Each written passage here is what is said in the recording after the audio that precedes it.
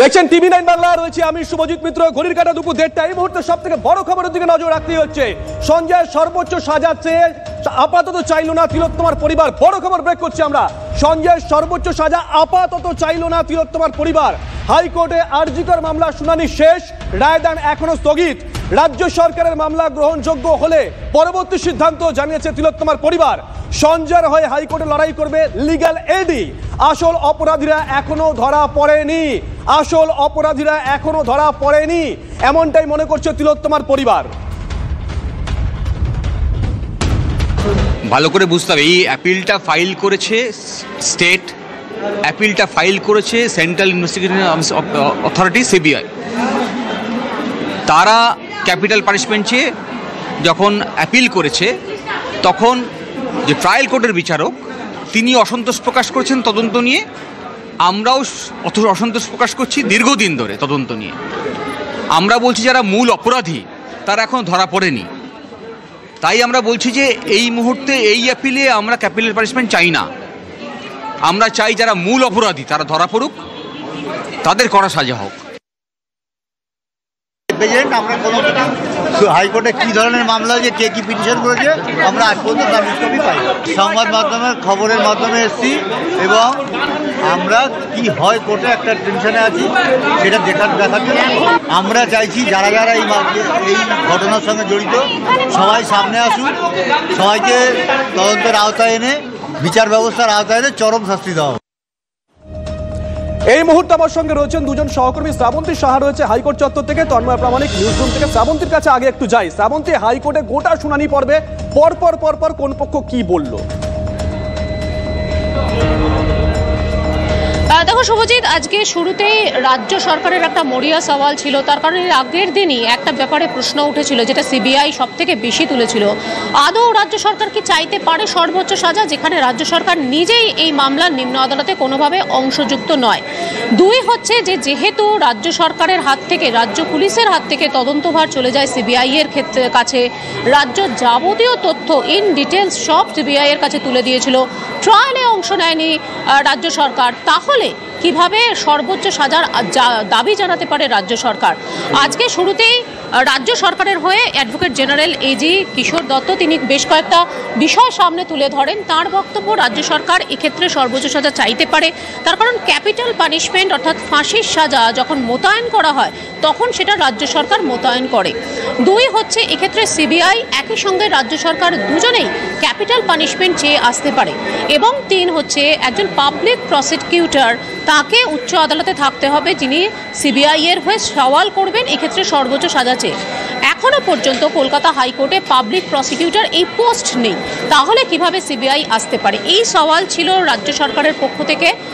যদিও বিচারপতি দেবাংশু বসাক তিনি বেশ কিছু জিনিসপত্র সামনে এনেছেন, তার কয়েকটা প্রশ্ন ছিল রাজ্যের কাছে, যে এক্ষেত্রে দেখা যাচ্ছে যে সিবিআই গোটা সওয়াল জবাব এবং সিবিআই ট্রায়ালের ক্ষেত্রেও ছিল, তাহলে রাজ্য সরকার কি করে আসতে পারে?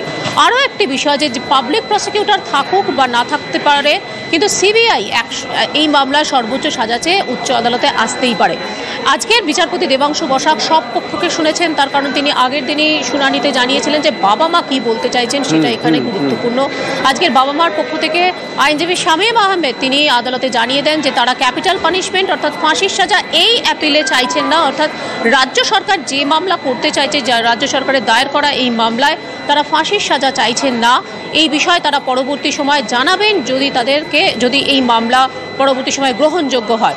একই সঙ্গে জাজ জালান, যিনি ব্যক্তিগতভাবে সঞ্জয় রায়ের আইনজীবী হতে চেয়েছিলেন, যেহেতু তাকে ওকালতনামায় সই করে দেয়নি সঞ্জয়, তাই আপাতত কোনো রকম ব্যক্তিগত আইনজীবী এই মামলায় সঞ্জয় রায়ের হয়ে আর সওয়াল করতে পারবে না। লিগ্যাল এড, যাদেরকে সঞ্জয় রায় অর্থাৎ মূল অভিযুক্ত সঞ্জয় রায় যে কনভিক্টেড এই মুহূর্তে সাজাপ্রাপ্ত, সে সই করেছে, সে চাইছে লিগ্যাল এডের আইনজীবীরাই থাকুক তাদের হয়ে। কৌশিক গুপ্ত তিনি সওয়াল করেছেন সর্বোচ্চ সাজা যাতে না হয় তার জন্য তিনি সওয়াল করেছেন, এবং তারপর সব পক্ষকে শুনে রায়দান স্থগিত করেছেন বিচারপতি দেবাংশু বসাকের ডিভিশন বেঞ্চ। মূলত এই ব্যাপারে তারা রায় দেবেন যে আপাতত এই যে রাজ্য সরকার চাইছে সর্বোচ্চ সাজা যে আপিলটা করেছে সেই আপিল কি গ্রহণযোগ্য হবে, এর উপরেই রায় হবে। কিন্তু সঞ্জয় বা এই মামলার পরবর্তী তদন্তের অগ্রগতি সেটার সাথে এটার কোনো সম্পর্ক নেই। শুধুমাত্র রাজ্য সরকারের আপিল সেটা গ্রহণযোগ্য হয় কিনা এই মামলায় সেটাই রায় দেবেন বিচারপতি দেবাংশু বসাক। সঙ্গে দেখো শ্রাবন্তী, তন্ময়ের কাছে একটু যাই। তন্ময়, ধাপগুলো দেখো, পরপর ধাপগুলো দেখো। তিলোত্তমার পরিবার প্রথম দিন থেকে কলকাতা পুলিশের ভূমিকা নিয়ে প্রশ্ন তুলছে। তিলোত্তমার বাবা আমাদের স্টুডিও বসে বলে গেছেন যে প্রমাণ লোপাটের জন্য রাষ্ট্রযন্ত্রকে ব্যবহার করা হয়েছে। পাশাপাশি তারা সিবিআই তদন্ত নিয়েও প্রশ্ন তুলেছেন। এক, দ্বিতীয়, 172 পাতার রায় সেখানে একটা অংশ উল্লেখ করা রয়েছে কলকাতা পুলিশের ভূমিকা এবং সিবিআইয়ের ভূমিকা। দ্বিতীয় গেল। 3 নম্বর দেখো, রায় বেরোলো 24 ঘন্টা হলো না, রাজ্য সরকার চলে গেল হাইকোর্টে ক্যাপিটাল পানিশমেন্ট চেয়ে। 2 দিন পরে সিবিআই চলে গেল। কিন্তু তিলোত্তমার পরিবার বলছে তারা ক্যাপিটাল পানিশমেন্ট এই মুহূর্তে চাইছেন না। 4 নম্বর, রায়ের সন্ধ্যাবেলা আমরা যখন জিজ্ঞাসা করেছিলাম অবসরপ্রাপ্ত বিচারপতিদের, তারা বলছেন আজকের এই রায়টা সেটা তদন্তের একটা নতুন দিক খুলে দিল। হ্যাঁ দেখো, একেবারেই এইখানেই কিন্তু তুমি যেটা বললে এই চারটে বিষয়কে ধরলে খুব স্পষ্ট তিলোত্তমার পরিবার বা এই চিকিৎসক সংগঠন যারা এই আন্দোলন করছেন প্রথম থেকেই তারা কলকাতা পুলিশের ভূমিকা নিয়ে প্রশ্ন তুলেছেন। 1, 2, তুমি যেটা বললে রাজ্য সরকারের ভূমিকা নিয়ে প্রশ্ন তুলেছেন, সিবিআইয়ের ভূমিকা নিয়ে এখন তারা প্রশ্ন তুলছেন যে ঠিক করে তারা তদন্ত করেনি। এইখানেই কিন্তু রাজ্য সরকার যে অ্যাপিল করতে যাচ্ছে হাইকোর্টে সঞ্জয়ের ফাঁসি চাই বলে, সিবিআই যেটা অলরেডি তারা অ্যাপিল করেছে, যেখানে এই দ্বন্দ্বটা তৈরি হচ্ছে যে কার্ডটা গ্রহণ করা হবে বা দুটোই গ্রহণ করা হবে কিনা, সেখানে কিন্তু তিলোত্তমার পরিবার বা এই তার আইনজীবীরা বা চিকিৎসকদের সংগঠন তাদের অবস্থান স্পষ্ট করে দিল। সরকারের সঙ্গে তারা একমত নয়, কলকাতা পুলিশের তদন্তের সঙ্গে তারা একমত নয়। যে কারণে আজকে তারা বলেছেন আমরা এই সর্বোচ্চ যে সাজা রয়েছে মৃত্যুদণ্ড সেটা আমরা চাইছি না। কেন চাইছি না, লয়ার ব্যাখ্যা দেবেন। কারণ যেভাবে গোটা বিষয়টা রয়েছে, যেটা আমরা বারবার বলছিলাম যে দেবাশিস করগুপ্ত বিশিষ্ট অবসরপ্রাপ্ত বিচারপতি বা অশোক গাঙ্গুলি তারা বলেছিলেন যে এই রায় 172 পাতার রায় নতুন একটা রাস্তা খুলে দিচ্ছে, শুরু হচ্ছে এখান থেকে। অর্থাৎ তাহলে কি বড় কোনো বৃহত্তর ষড়যন্ত্র রয়েছে যেটা বারবার অভিযোগ উঠে আসছে, সেই জায়গাটাই কিন্তু এই প্রাক্তন বিচারপতিরা বলেছিলেন, অবসরপ্রাপ্ত বিচারপতিরা বলেছিলেন। সেইটাই যেন কোথাও বলা চলে যে একদম আড়াআড়িভাবে নিজেদের অবস্থান স্পষ্ট করলেন তিলোত্তমার পরিবার যে তারা এই মৃত্যুদণ্ড চাইছেন না, তারা চাইছেন আরো তদন্ত হোক, এই ষড়যন্ত্রের সঙ্গে যারা যারা যুক্ত আছে তারা সামনে আসুক। যে কারণে তারা আজকে বলেছেন যা বলার আইনজীবী বলবেন, কিন্তু আমরা এই মুহূর্তে মৃত্যুদণ্ড চাইছি না। অর্থাৎ সরকারের সঙ্গে অবস্থান তাদের একদম পুরো উল্টো দিকে করে ফেললেন, এইটাই তারা আজকে স্পষ্ট করলেন। এবং তন্ময়, আমজনতার যে প্রশ্ন সেদিনকে আমরা দেখেছিলাম যে কোর্টে দাঁড়িয়ে তো সঞ্জয় রায় বলছে আমাকে ফাঁসানো হয়েছে, আমি নির্দোষ। তাহলে প্রশ্ন উঠতেই পারে, কোর্টে দাঁড়িয়ে যখন এটা বলছে, রেকর্ড হচ্ছে, তাহলে কে ফাঁসিয়েছে? তুমি সেটা বলো ভাই। যদি সঞ্জয় রায়কে ফাঁসিতে ঝুলিয়ে দেওয়া হয় তাহলে তো ফার্দার তার বয়ান নেওয়ার কোনো সুযোগ থাকছে না। এই প্রশ্ন কিন্তু ইতিমধ্যে আমজনতা তুলতে শুরু করে দিচ্ছেন, সোশ্যাল মিডিয়ায় লেখালেখি হচ্ছে। জুনিয়র ডাক্তাররা কি বলছেন শোনাই। আমরা যেটা যেতে চাইছি সেটা হচ্ছে যে সঞ্জয়ের সাথে আর কারা, সাপ্লিমেন্টারি চার্জশিট কবে দেওয়া হবে, অভিযুক্ত সন্দীপ ঘোষ এবং তালা থানার ওসি অভিজিৎ মন্ডল তারা এখনো জামিনে মুক্ত কেন, তাদের বিরুদ্ধে ক্রিমিনাল প্রসিডিং কবে শুরু হবে, এবং হাইকোর্ট মাননীয় বিচারপতি অনির্বাণ দাস মহাশয় যে অবজারভেশন গুলো রেখেছেন যে পুলিশি এবং হচ্ছে যে হসপিটাল কর্তৃপক্ষের উপর, সেই নিয়ে ইনভেস্টিগেশন কবে শুরু হবে, তাদেরকে কবে অ্যারেস্ট করা হবে, এই নিয়ে যাবতীয় তদন্ত কি, তদন্তের গতি প্রকৃতি কি, এইটা আমরা মনে করি যে এই মুহূর্তের সবচেয়ে গুরুত্বপূর্ণ বিষয় 9 আগস্টের ঘটনাটাই কেন্দ্র করে। শ্রাবন্তীর কাছে আরো একবার যাই। শ্রাবন্তী, এখনো পর্যন্ত কি জানা গেছে কবে রায় ঘোষণা হতে পারে?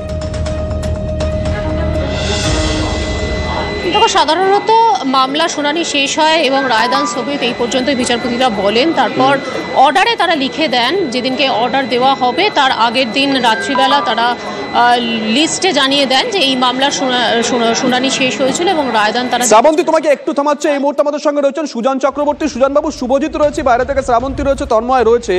আপনি নিশ্চয়ই পুরো বিষয়টা শুনেছেন। আজকে তিলোত্তমার পরিবারের আইনজীবী হাইকোর্টে বলেছেন যে তারা সঞ্জয়ের সর্বোচ্চ সাজা চাইছেন না। তারা মনে করছেন, যেটা আমাদের সঙ্গে কথা বলেছিলেন আইনজীবী, যে তারা মনে করছেন তদন্ত এখনো বাকি আছে। গোটা বিষয়টা দেখছেন কিভাবে? দেখুন, সঞ্জয়ের পরিবার কি চাইবেন বা তারা হাইকোর্টে কি বলবেন সেটা তাদের ব্যাপার, সেটা নিয়ে আমার তিলোত্তমার পরিবার, সুজন বাবু, তারা ক্যাপিটাল পানিশমেন্ট চাইছেন না সঞ্জয়ের।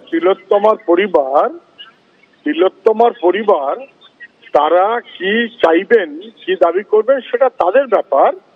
কিন্তু সবাই বুঝতে পারছেন যে মুখ্যমন্ত্রী একজনকে চিহ্নিত করে বললেন, তদন্তটা মুখ্যমন্ত্রী করে দিলেন কে মূল আসামি, সেই অনুযায়ী রাজ্য পুলিশ তদন্ত করলো, দিল্লির সিবিআই তার উপরে স্ট্যাম্প মারলো, কোনো তদন্ত কার্যত করলো না।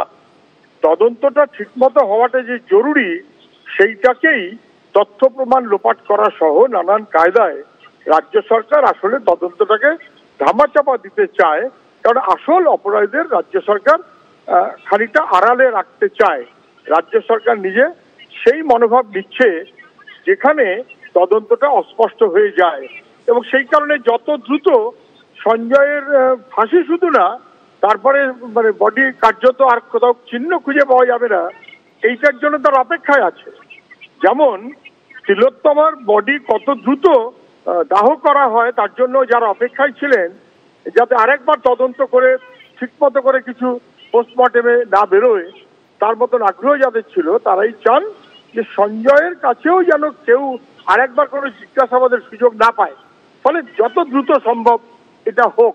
স্বাভাবিক কারণে যে তদন্ত চাইবে সে তো মনে করবে যে তদন্তটা পরিষ্কার হোক, তারপরে কার কি হবে নির্দিষ্ট হবে। তদন্তটা ইনকমপ্লিট করে একটা কিছু করে ফেললাম যাতে আর কিছু খুঁজে পাওয়া না যায়, এটা আসলে তদন্তকে আটকে দেবার প্রচেষ্টার সামিল। ধন্যবাদ সুজন দা। আমরা কথা বললাম সিপিআইএম নেতা সুজন চক্রবর্তীর সঙ্গে। শ্রাবন্তীর কাছে আবারও যাই। শ্রাবন্তী, তোমরা থামিয়েছিলাম, প্লিজ কন্টিনিউ করো। দেখো, যেরকমটা অনেকেই ভাবছেন যে এই রায় কবে বেরোবে, সেটা কবে স্পষ্ট হবে, যেহেতু একটা আমরা আন্দাজ করতে পারি দ্রুততার সাথে বিচারপতি দেবাংশু বসাকের ডিভিশন বেঞ্চ মাত্র 2 দিন নিয়েছেন এই মামলার শুনানি শেষ করতে। রায়ও জলদি লেখা হবে, যে রায়ও দ্রুততার সাথে দেওয়া হবে, এমনটাই অনেকে আশা করছেন। এই মামলা শেষ হলে, অর্থাৎ রাজ্য সরকারের আপিল গ্রহণযোগ্য হলে বা না হলে আরও কয়েকটি মামলা এর সঙ্গে হবে। এক হচ্ছে সিবিআই যেটা নতুন করে মামলা করেছে, যে তারা সর্বোচ্চ সাজা চেয়েছে